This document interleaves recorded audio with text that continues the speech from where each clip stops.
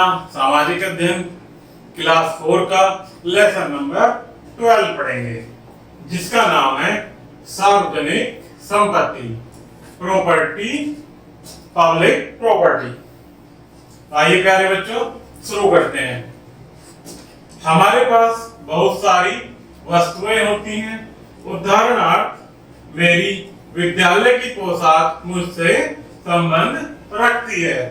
मेरे वस्त्र, pen, pencil, पुस्तकें तथा जूते सभी वस्तुएं मुझसे संबंध रखती हैं।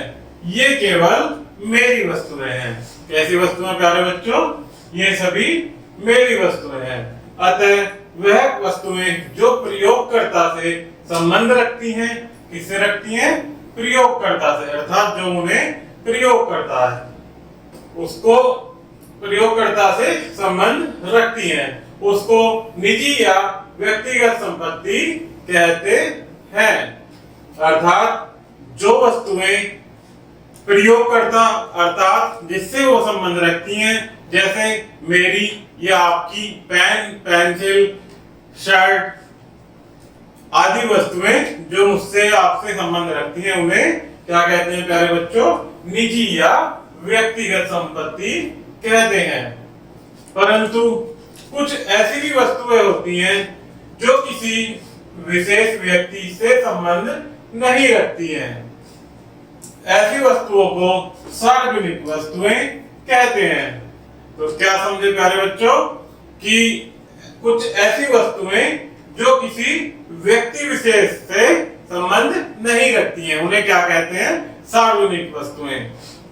विद्यालय, सड़कें, पार्क, यातायात के साधन, सामुदायिक स्वास्थ्य केंद्र, पेटिका आदि वस्तुएं किसी व्यक्ति विशेष के संबंध नहीं रखती हैं। तो ऐसी वस्तुओं को हम क्या कहेंगे प्यारे बच्चों? सार्वजनिक वस्तुएं। इनका प्रयोग हम सभी करते हैं, अर्थात ये सार्वजनिक वस्तुएं होती हैं।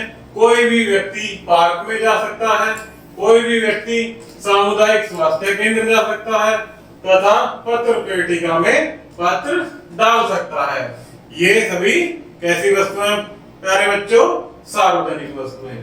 सार्वजनिक संपत्ति के विषय में पढ़ने लिखने के लिए आइए हम अधिक जानते हैं। जैसे विद्यालय क्या है? हमारी सार्वजनिक संपत्ति। हम सभी पढ़ने लिखने के लिए विद्यालय जाते हैं। हमारा विद्यालय हम सभी से संबंध रखता है।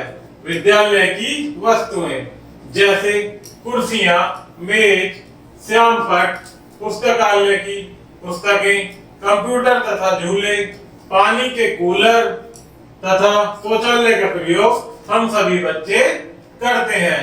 हमें विद्यालय की किसी भी वस्तु को हानि नहीं पहुंचानी चाहिए, क्योंकि ये सिर्फ हमारी ही नहीं पूरे विद्यालय की है, अर्थात इन्हें सार्वजनिक संपत्ति कहते हैं। हमें अपने विद्यालय की संपत्ति की देखभाल करनी चाहिए। हमें विद्यालय की दीवारों, मेजों तथा पुस्तकों पर कुछ नहीं लिखना चाहिए। हमें क्रीड़ा स्थल पर कूड़ा करकट नहीं डालना चाहिए। हमें फर्नीचर को हानि नहीं पहुंचानी चाहिए। हमें कंप्यूटर का प्रयोग सावधानी पूर्वक करना चाहिए। दूसरा क्या अरे बच्चों? हमारी सार्वजनिक संपत्ति उद्यान।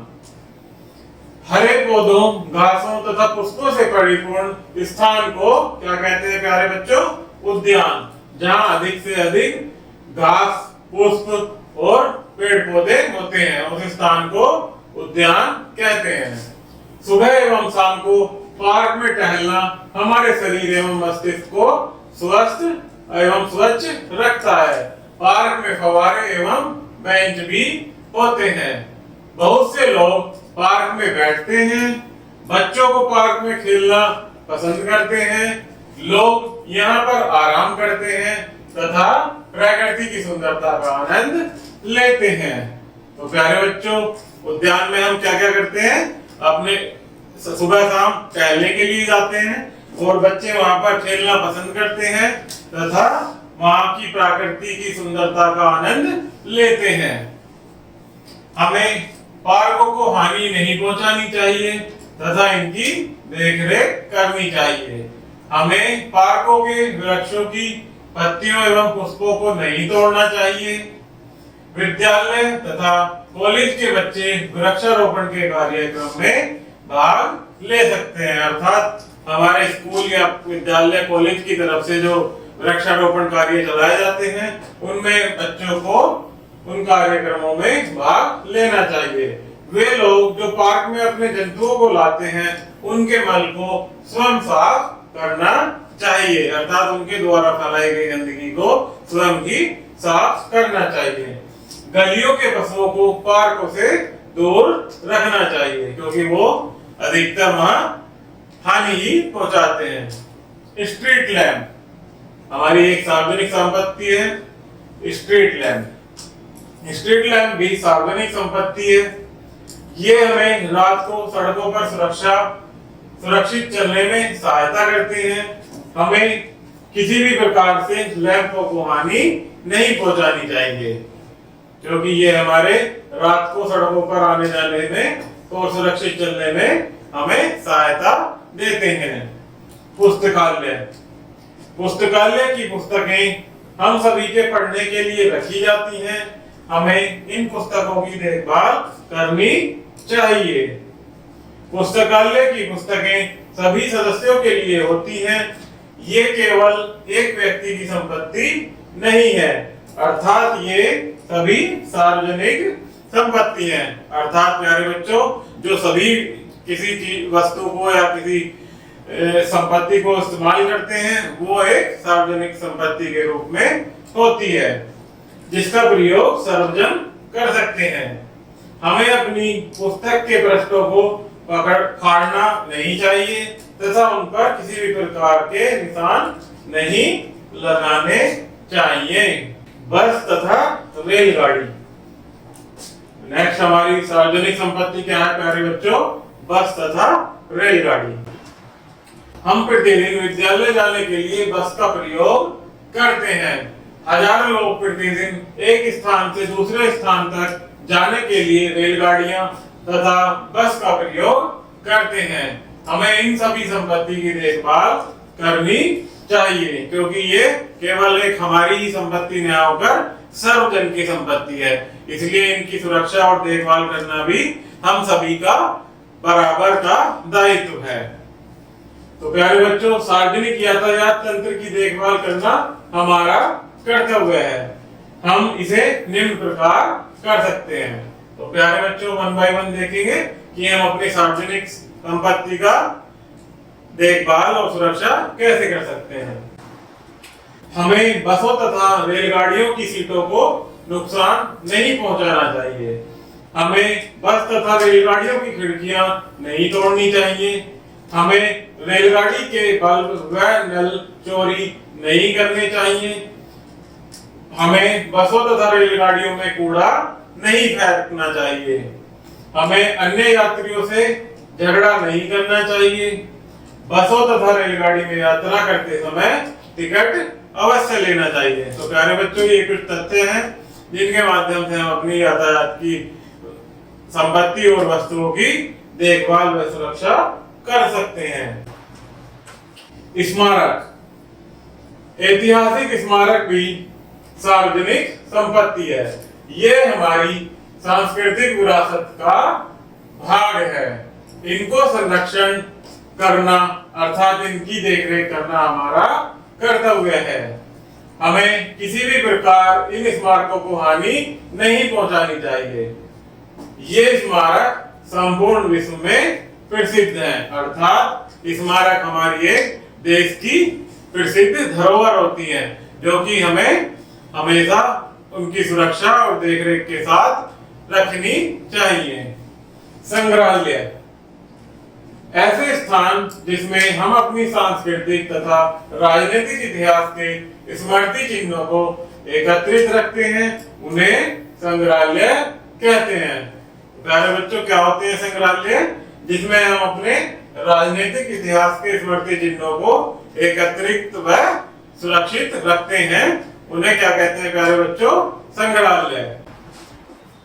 कुछ सरल नियमों के द्वारा हम अपनी विरासत की देखभाल कर सकते हैं। तो प्यारे बच्चों, ये कुछ नियम दिए गए हैं, इनको हम याद करेंगे। लोगों को स्मारकों की दीवारों पर कुछ नहीं लिखना चाहिए। हमें कूड़ा केवल कूड़ेदान में फेंकना चाहिए तथा स्मारकों के चारों ओर गंदगी नहीं करनी चाहिए। यदि हमें अंदर खाद्य वस्तुएं ले जाने की आज्ञा हो तो खाली पैकेट कूड़ेदान में फेंकना चाहिए। किसी भी ऐतिहासिक स्मारक में जाने के लिए टिकट लेना चाहिए। हमें नियमों का पालन करना चाहिए, अर्थात हम स्मारक में ही नहीं, यदि कहीं भी किसी भी प्रकार के सार्वजनिक संपत्ति का वहन कर रहे हैं तो उसमें उससे पहले दिए गए नियमों का हमें पालन प्यारे बच्चों अवश्य करना चाहिए, क्योंकि वो सर्वजन संपत्ति है। हमें सदैव कर देना चाहिए, अर्थात हमें सदैव टैक्स देना चाहिए। सार्वजनिक संपत्ति हमारी संपत्ति की तरह होती है, हम सभी इसका प्रयोग करते हैं। यदि हम सार्वजनिक संपत्ति को नुकसान पहुंचाते हैं तब हमें इसकी समस्या का सामना करना पड़ता है। हमें इसको नुकसान नहीं पहुंचाना चाहिए, अर्थात हमें अपनी सार्वजनिक संपत्ति को संभाल कर और सुरक्षा के साथ रखना चाहिए।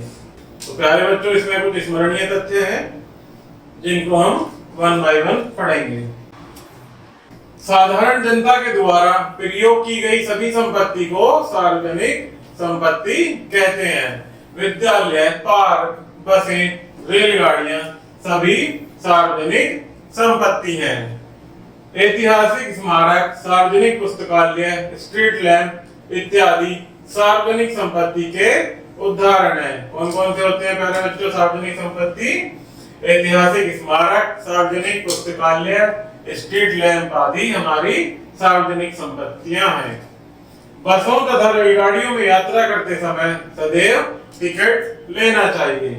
सार्वजनिक संपत्ति की देखभाल करना हमारा कर्तव्य है, हमारा दायित्व है, क्योंकि वो सार्वजनिक संपत्ति हम सभी के प्रयोग के लिए होती है। हमें अपनी पुस्तकों के पृष्ठ नहीं फाड़ने चाहिए। हमें अपनी पुस्तकों को हमेशा साफ एवं स्वच्छ रखना चाहिए। तो प्यारे बच्चों, ये हमारा लेसन समाप्त हुआ। इसमें किसी प्रकार की किसी को कोई समस्या हो तो कृपया कमेंट बॉक्स में कमेंट कीजिएगा। धन्यवाद।